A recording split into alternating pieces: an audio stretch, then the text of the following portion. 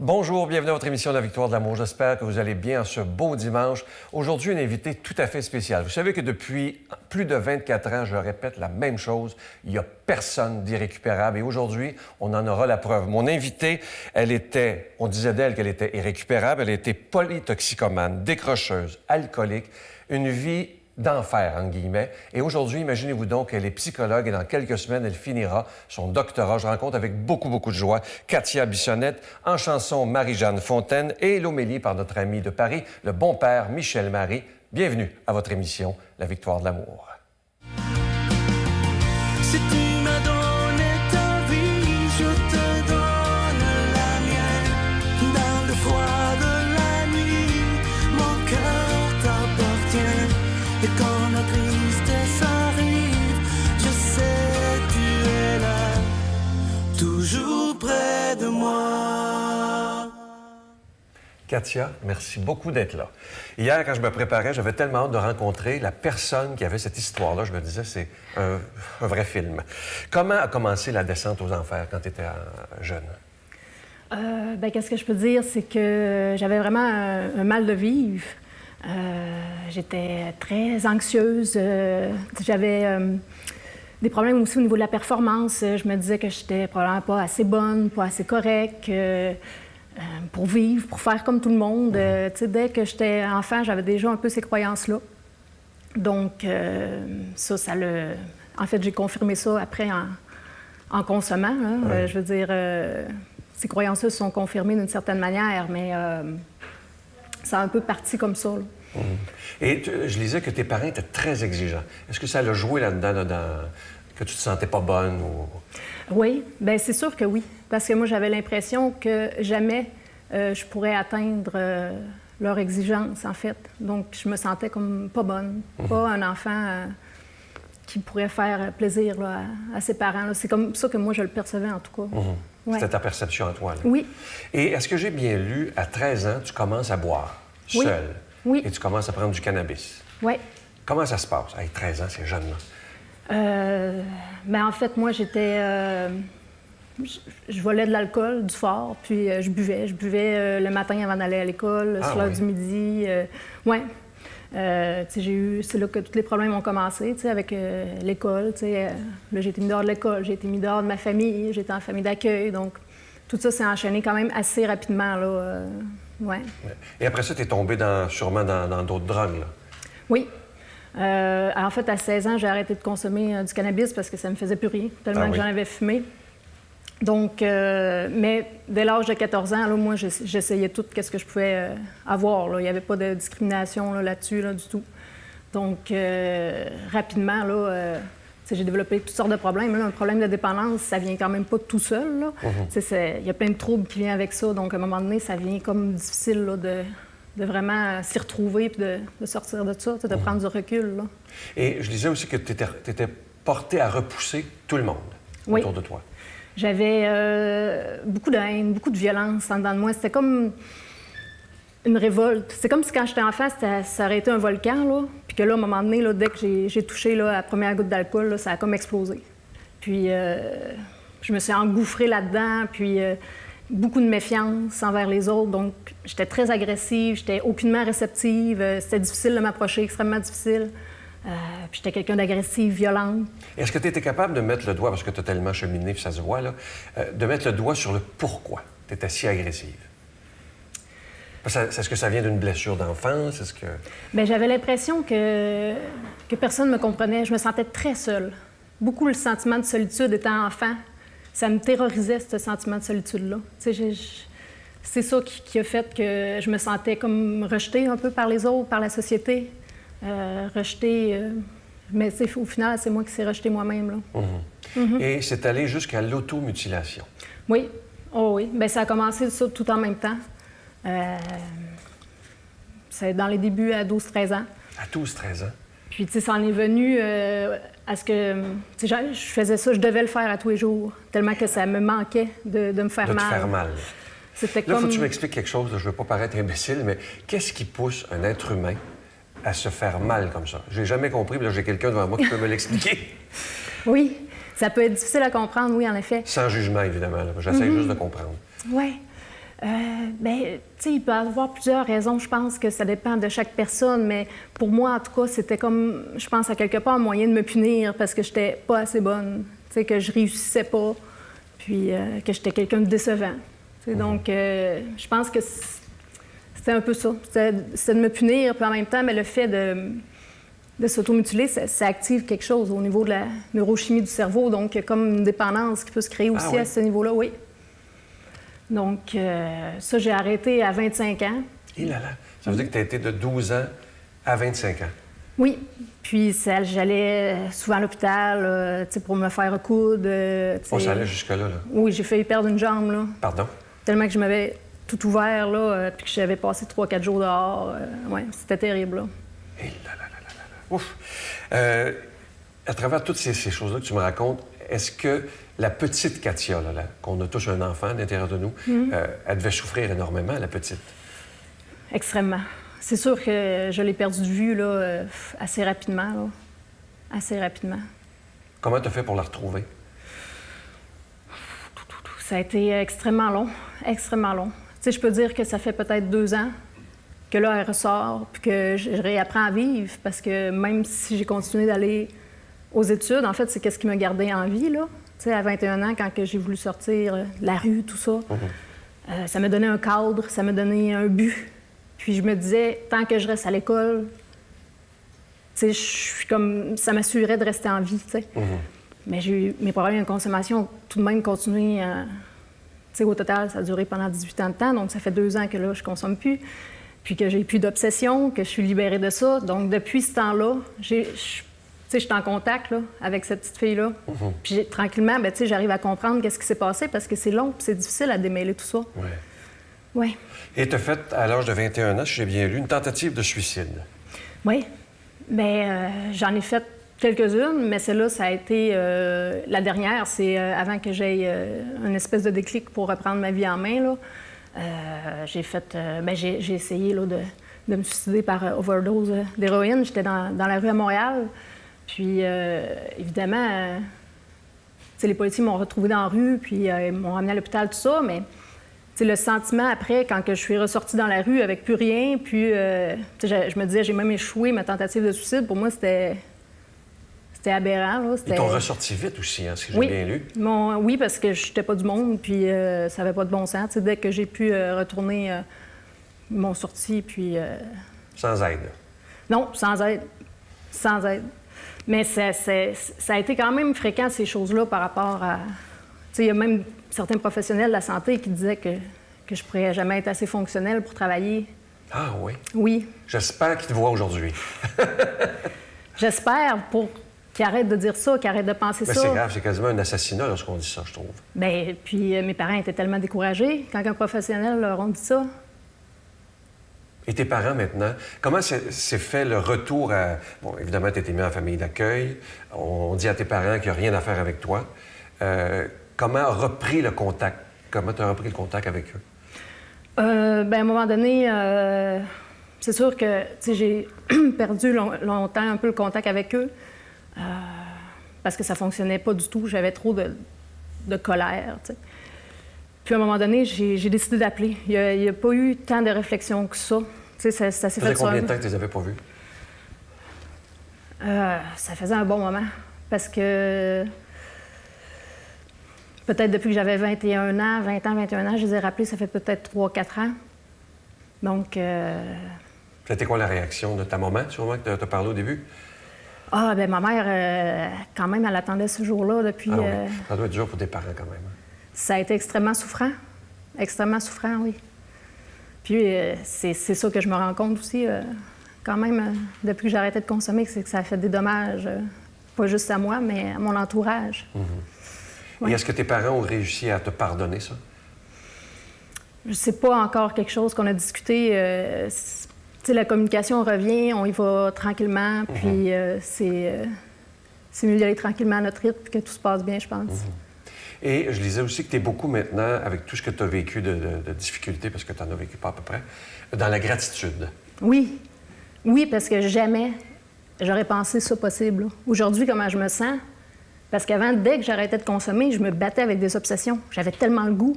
J'en rêvais. Ah oui? J'en pleurais. Des fois, je voulais pas sortir de chez nous. J'avais trop peur de courir au dépanneur. Tu sais, ça n'avait pas de sens. Ouais, j'étais pris avec mes obsessions. Fait que dans ma tête, le seul moyen, c'était de consommer, tu sais, pour m'en libérer. Mais aujourd'hui, j'ai plus ça. J'ai plus ces obsessions-là. J'ai plus à me battre. Essaye de m'expliquer comment tu as réussi d'être ce que tu étais avant et à la femme équilibrée que je vois devant moi. Comment tu as fait pour te débarrasser des obsessions? Bien, je veux dire, ça a été long. Ça a été très long. J'ai persévéré, puis j'ai pris l'aide autour de moi, tu sais, toute l'aide que j'ai pu. Les groupes anonymes m'ont extrêmement beaucoup aidé. Oh oui. Puis j'ai été demander de l'aide, travailleurs sociaux, psychologues, médecins, tout ça. Puis chaque jour, je fais tout ce qu'il faut que je fasse pour être bien, là. Tu sais, ça a été long avant d'y arriver, mais ça se fait. C'est juste ça que je peux dire. Aujourd'hui, je suis bien. Je pensais... Tu sais, moi qui comprenais rien de la vie, je comprenais pas pourquoi que les gens... Comment ils faisaient pour vivre, faire leur épicerie, tout ça. Pour moi, ça faisait pas de sens. Je disais, mon Dieu, tu sais, c'est donc bien compliqué pour rien. Puis aujourd'hui, je comprends. Je comprends que ça vaut la peine. Je comprends c'est quoi avoir la paix en dedans de soi. Tu dégages la paix, d'ailleurs, je dois te le dire. Dès que je t'ai vu au maquillage. Ah ouais? Beaucoup. Beaucoup. On m'aurait jamais dit ça, hein, ça c'est sûr. Non, mais tu t'en rends pas compte, mais tu dégages quelque chose d'une très belle paix. Je disais aussi que l'importance de tes amis. Si tu les avais pas eus, tu serais pas là. Oui. Mes amis, quand je déménageais au Saguenay, j'ai tout le temps eu un peu ça. Quand même du monde un peu qui avait du bon sens, puis qui croyait quand même un peu à moi, parce que des fois, tu sais, je pouvais être à jeun, puis on voyait, tu sais, que j'avais quand même du jugement, hein, puis... Mais vraiment, c'était rare, mais tu sais, on pouvait le sentir. J'ai des amis qui m'ont dit ça, puis eux, ils ont cru en moi. Puis ceux-là, tu sais, j'en ai un ami, entre autres, justement, c'est un prêtre, je le connais depuis que j'ai 18 ans, puis ça a été le premier vraiment à croire en moi. On n'a jamais perdu le contact, je vais le voir encore régulièrement, oui. Puis il m'a tout le temps dit, Katia, t'es la meilleure. Ah oui. Est-ce que tu as été capable, dans toutes ces noirceurs-là, à un moment donné, de te mettre à genoux dans ton cœur et dire, s'il y a un Dieu, aide-moi? Oui. Oh oui. Quand, tu sais, souvent j'étais toute seule, j'avais juste ma souffrance. C'est sûr qu'il restait juste ça. La foi, de croire à quelque chose qui pourrait m'aider, oui. Et qu'est-ce que tu aurais à dire aux gens qui sont pris comme toi? Il y a 250-300 000 personnes qui sont là aujourd'hui. Et il y en a qui souffrent comme toi. Ils sont peut-être par hasard, ils ont pitonné et te voilà. Qu'est-ce que tu aurais à dire à des gens qui n'en peuvent plus, comme toi, qui sont dans des obsessions épouvantables? C'est d'y croire, d'aller chercher de l'aide. Puis si ça ne fonctionne pas avec une personne, c'est pas grave, c'est de continuer à chercher, de jamais se décourager. Jamais, jamais. Ça vaut la peine. Ça vaut vraiment la peine. C'est incroyable.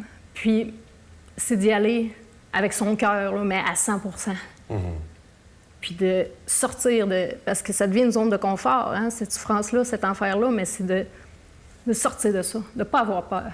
Le plus beau, il est l'autre bord, là. Ouais. Et est-ce que tu as, parce qu'on reste tous des êtres humains, est-ce qu'au fond de toi, il y a encore une peur de dire « je pourrais retomber là-dedans » ? À quelque part, oui. Ça va toujours être là, puis c'est correct que ce soit là. Il faut que je reste vigilante. J'ai pas une peur de là à en être paralysée, mais c'est une peur qui est correcte, qui est normale. Puis celle-là, il faut la garder. Il faut pas que je pense qu'il peut rien m'arriver, là. Ouais. Je sais comment que ça peut tout débouler, là. Tu sais, j'en ai eu beaucoup des rechutes, là. Puis c'est pas long que tout revient, là. La haine est dysfonctionnelle. Tout ça, ça revient rapidement, là. Est-ce que tu as réussi à travers toutes ces années-là, parce que, évidemment, tu as sûrement blessé des gens à travers cette haine-là, est-ce que tu as réussi à te pardonner à toi-même? Je pense que oui. Oui. Tu as réussi à faire ce cheminement-là? Oui. Tu sais, je me pardonne moi. Tu sais, c'est en transformant le plomb en or, je pourrais dire. Puis c'est une manière aussi en aidant les autres, d'un peu pallier, là, ce mal-là que j'ai pu causer. Là. Mais c'est un travail qui va être pendant tout le reste de ma vie. Là. Pourquoi avoir accepté, bon, je t'avais vu dans le journal, là, tu es ici, pourquoi avoir accepté de raconter ton histoire? Parce que c'est pas évident, parce que tu te mets à nu, finalement. Là. Oui, puis, tu sais, j'ai pensé, à cause de de mon statut professionnel, tu sais, que ça pourrait peut-être déranger, mais en même temps, je trouvais que c'était dangereux pour moi d'avoir comme pas une double vie, mais de jouer peut-être au psychologue qui sans vulnérabilité. Tu sais, souvent, c'est comme ça avec les psychologues, mais je me dis, je veux pas embarquer là-dedans. Il faut que je sois honnête, authentique, il faut que je sois bien. Je veux pas avoir honte de mon passé, je veux pas avoir peur que quelqu'un en parle, que c'est... Fait que... C'est la meilleure façon, finalement. Ben oui, c'est de l'assumer. Tu es devenue une femme libre. Et là, dans quelques semaines, tu auras fini ton doctorat. Est-ce que tu réalises le chemin que tu as fait? J'ai la difficulté. Hey, un doctorat, c'est pas, j'en ai même pas, j'ai même pas de maîtrise. Alors, mais ça m'impressionne. Quand j'ai lu ça hier, d'où tu es parti, et maintenant, dans quelques semaines, tu seras un docteur, finalement, en psychologie. Quand tu vas avoir ta carte d'affaires, là, comment tu vas réagir? Ah, je sais pas, c'est difficile à dire. C'est toute grosse, cette histoire-là. Des fois, j'y repense, puis je me dis, mais ça fait pas de sens, tu sais. C'est comme tout se passe vite aussi, mais tu sais, je veux apprendre à être fière de moi, là. C'est aussi pour ça que je fais le processus, tu sais. C'est pour me rendre compte de ces choses-là, du travail qui a été fait. Ouais. En tout cas, Katia, moi, dans 24 ans, il y a bien du monde qui se sont assis là. Et je veux te dire que tu seras une des personnes qui m'a remarqué. Et je veux te le dire devant tous les gens. Parce que quand je lisais ton histoire hier, j'avais tellement hâte de rencontrer qui était cette femme si équilibrée. Parce que je vois, tu dégages beaucoup de paix, oublie pas, je te l'ai dit. Et je t'offre une très, très belle chanson. Et rappelez-vous à la maison, si ça va pas aujourd'hui, regardez Katia. Elle était dans la rue, alcoolique, droguée. Et dans quelques semaines, elle finira son doctorat. Alors, moi, je ne me suis pas trompé depuis 24 ans que je dis qu'il n'y a personne d'irrécupérable et je vais le répéter pendant les 25 prochaines années. On écoute une très, très belle chanson interprétée par Marie-Jeanne Fontaine, Mon encre et ma voile, qui a été composée par David Durham.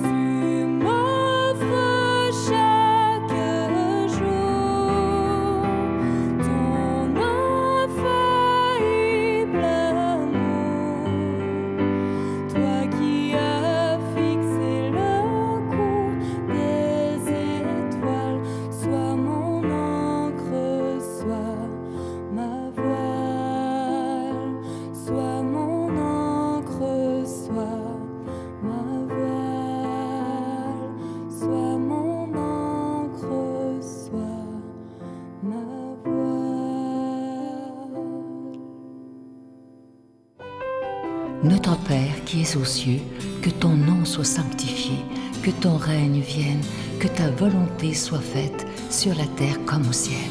Donne-nous aujourd'hui notre pain de ce jour. Pardonne-nous nos offenses comme nous pardonnons à ceux qui nous ont offensés. Ne nous laisse pas entrer en tentation, mais délivre-nous du mal, car c'est à toi qu'appartient le règne, la puissance et la gloire pour les siècles des siècles. Amen. Je continuerai à croire, même si tout le monde perd espoir.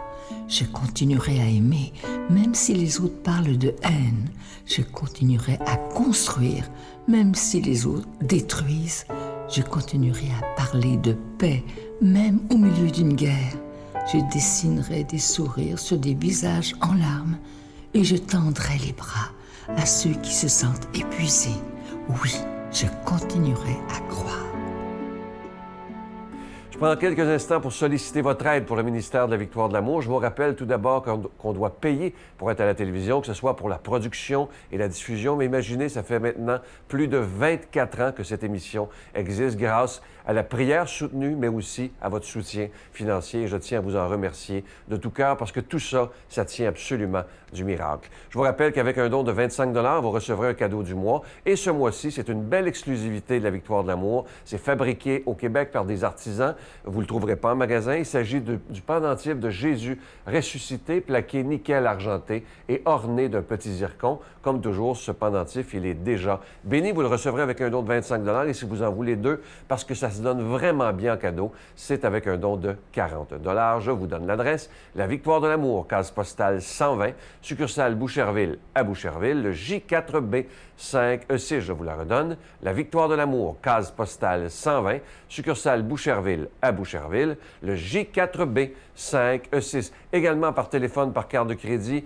Pour la période estivale, c'est du lundi au jeudi de 8h à 17h dans le 514-523-4433, 523-4433 ou sans frais le 1-888-811-9291, 1-888-811-9291 et aussi sur notre site Internet qui est une manière très sécure, efficace et rapide de faire votre don. C'est le www.lavictoiredelamour.org. Alors, je vous rappelle que c'est le pendentif de Jésus ressuscité. Il est plaqué nickel argenté, orné d'un petit zircon et déjà béni. Merci de votre générosité. Mon Dieu, donnez-moi la sérénité d'accepter les choses que je ne peux changer, le courage de changer les choses que je peux et la sagesse d'en connaître la différence. Amen.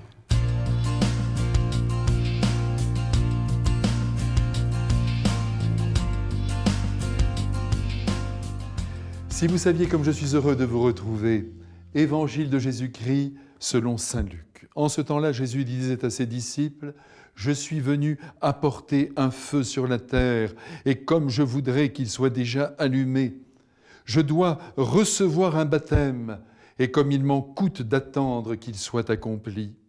Pensez-vous que je sois venu mettre la paix dans le monde? Non, je vous le dis, mais plutôt la division. Car désormais 5 personnes de la même famille seront divisées, 3 contre 2 et 2 contre 3.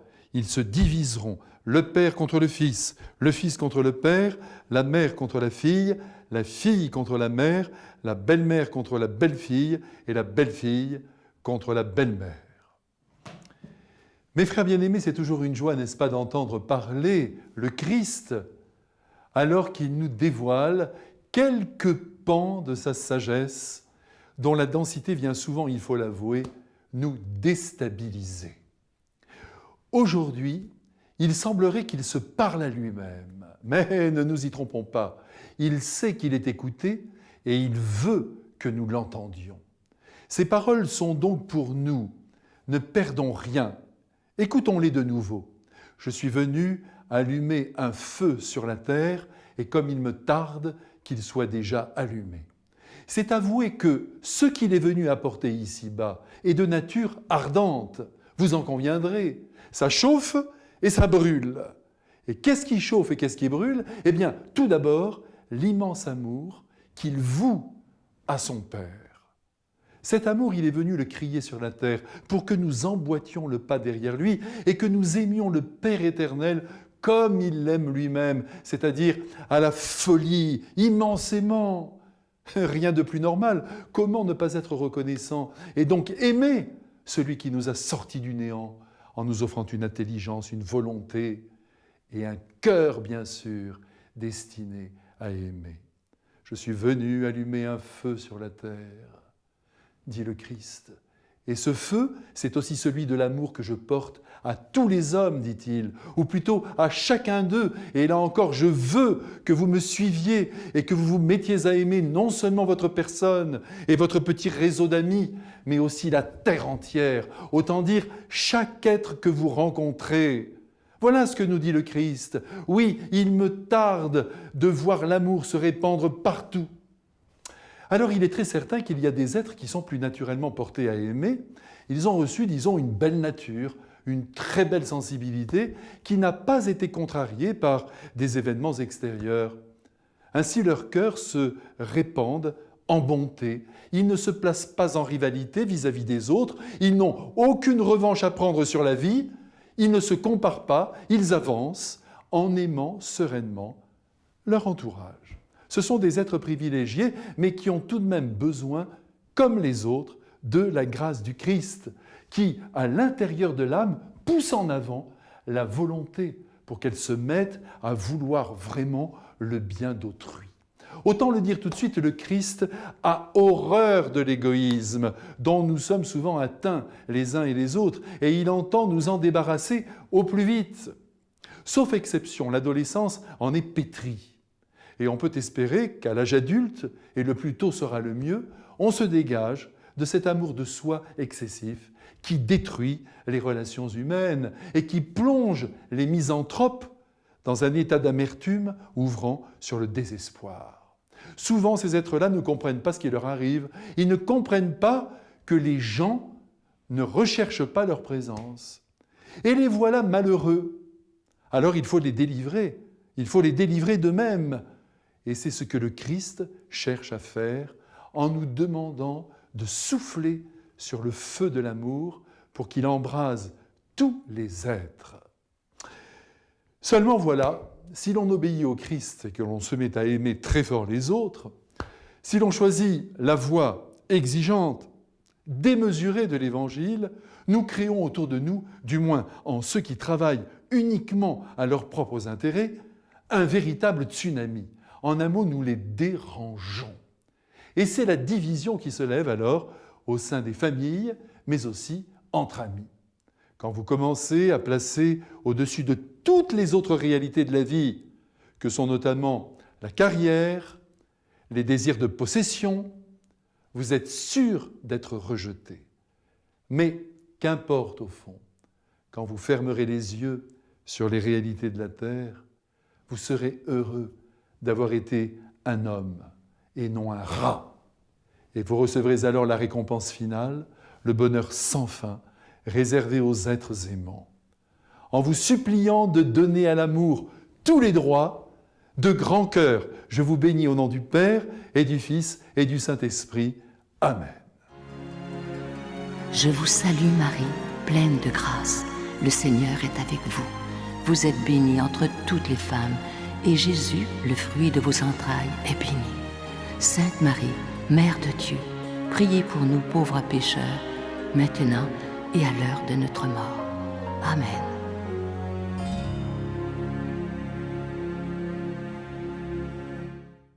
La victoire de l'amour remercie Plancher 440 et ses partenaires Beaulieu Canada, la référence en couvre-plancher, et Impex pour des projets mur à mur. J'espère que cette émission vous a plu et rappelons-nous une chose qu'il ne faut jamais, mais jamais dire à quelqu'un, même s'il est dans toutes sortes de problèmes, il n'y a rien à faire avec toi ou tu es irrécupérable. C'est comme d'assassiner quelqu'un. Vous voyez, avec notre invité d'aujourd'hui, il y a toujours de l'espérance. Je vous souhaite une belle journée et je vous attends demain matin. Bye bye.